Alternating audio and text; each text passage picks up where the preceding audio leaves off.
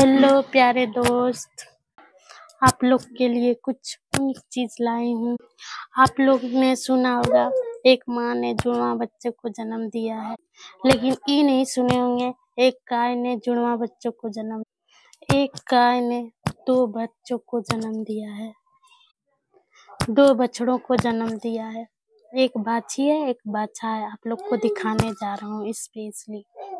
Hello दोस्त, आप लोग देख सकते हैं एक गाय 2 बछड़ा को जन्म दिया है, एगो बाछा एगो बाछी को जन्म दिया है। आप लोग देख सकते हैं यहाँ कितना सारा आदमी भरा हुआ है देखने के लिए।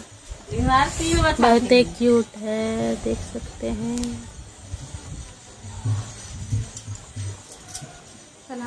ठंडा लगे दीदी काफी